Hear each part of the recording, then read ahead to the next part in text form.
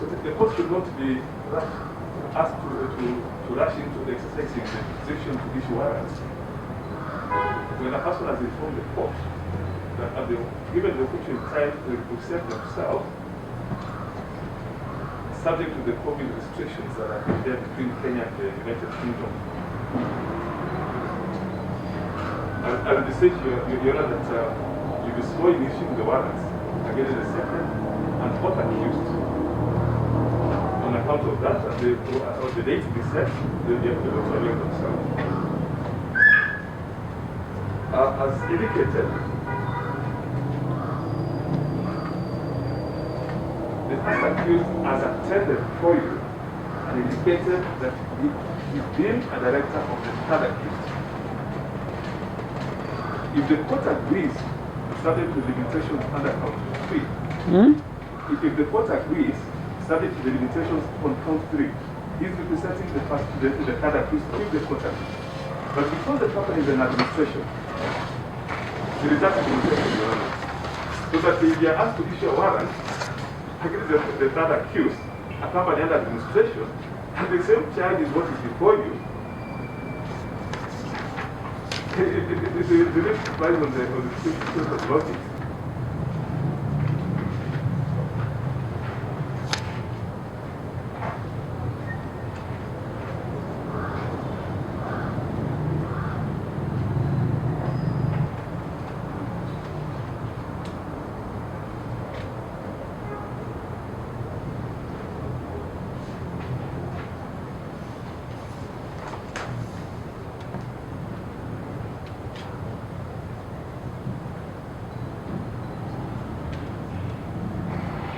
Mugeni are in agreement that we do proceed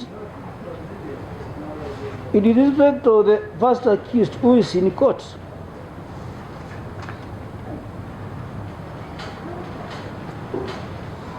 The second accused company is said to be under receivership. That appears to be confirmed by the count 3 of the charge sheet. The defense counsel, Mr. Mungeni, submits that the first accused, who is the director of the third accused, cannot plead to the charges on behalf of the third accused without the consent of the administrator. However, it is not clear when the company was placed under receivership. Looking at count 1, count 2, count 3, count 4, and count 5 of the charge sheet, it is clear that all the accusers are charged for offences related to the company. The administrator of the company is not charged. The offences are alleged to have been committed in April 2019. I am of the view that the directors of the company are better placed to answer to the charges, notwithstanding count 3. There is no affidavit of service to show that the second accused, who is in the UK, was served with the summons to attend court today.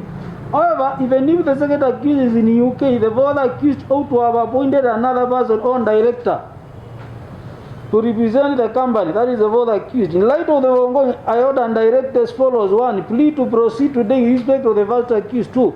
Warrants of arrest to issue against the third and the fourth accused. 4. Summons to issue against the second accused to be served by the investigating officer electronically. Plus Limited and Super Akika Limited. On the 29th day of April 2019 at Midland Oilers Limited under administration offices along Changombe Road within Nairobi County in the Republic of Kenya. Being directors and the companies respectively within there to defraud Prime Bank Kenya Limited shillings 706,989,000 J 99X of cases number XLRTG 85XCOE67458. 2. Motor vehicle engine number KBK 090P. Cases number XLRT68XCOE673915. Motor vehicle engine number KBJ 90990S. Facility of Kenya shilling 706,989,573 Kenya shilling, granted to them That is Masters Prime Bangalore jointly with others not before court and with it on Defraud disposed of goods to wit motor vehicle registration number.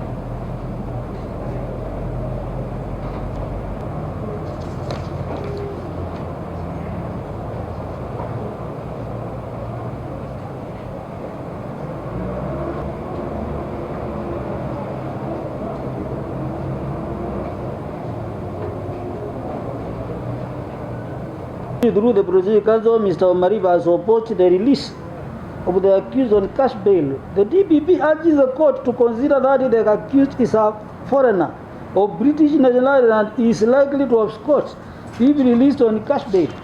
The DPP urges the court to grant the accused bond with sureties to ensure that he attends court.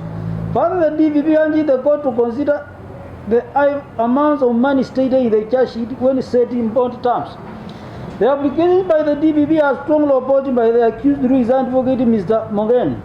The accused advocate has urged the court to consider the provision accused.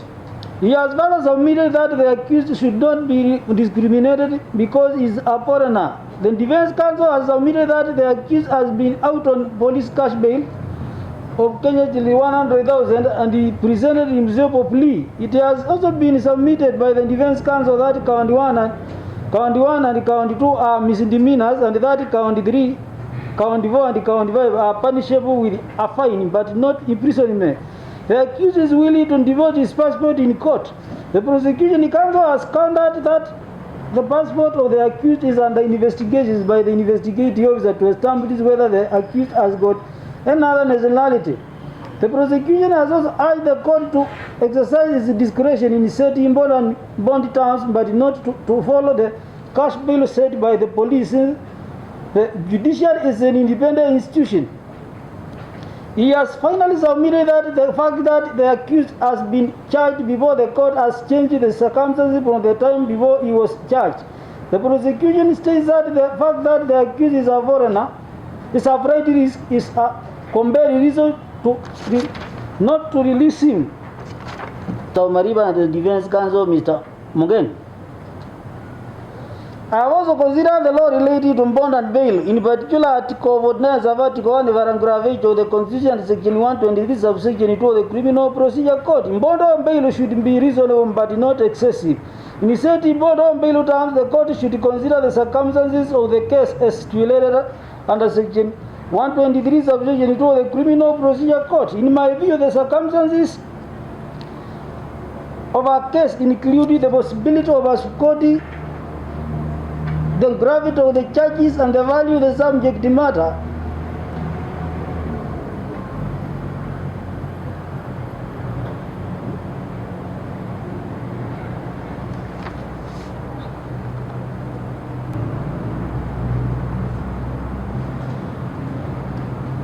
In my view, the circumstances of the case include the possibility of absconding and the gravity of the charge and the value of the subject matter have to be considered.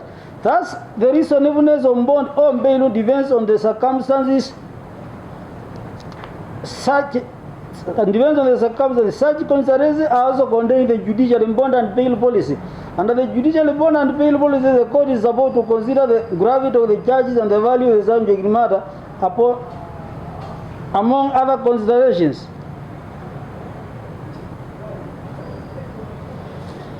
In Count 1 and Count 2, the value of the subject matter is Kenya shillings 706,989,273.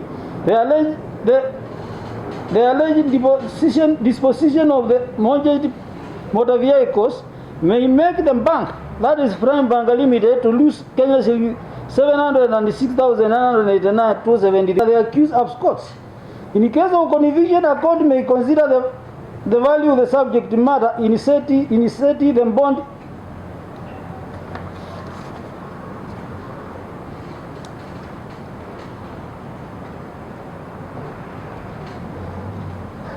consider the value of the subject matter in sentencing. The higher the loss, the more likely will be the gravity of the sentence in the event of conviction. The sentence of 2 years imprisonment, which is provided for count 1 under section 317 of the Criminal Procedure Code, is not a little sentence. The sentences may run consecutively in view of the multiple charges facing the accused.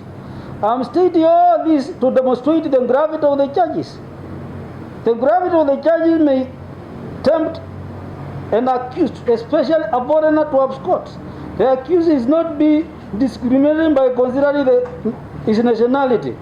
Foreign nationality is a key consideration in determining whether an accused is a flight risk. In the present case, I am persuaded that the accused is a flight risk since he is a foreigner. The accused has not been. The court has not been told what connections or interests the accused has in Kenya. I am of the view that the cash bail of 100,000 proposed by the accused is low.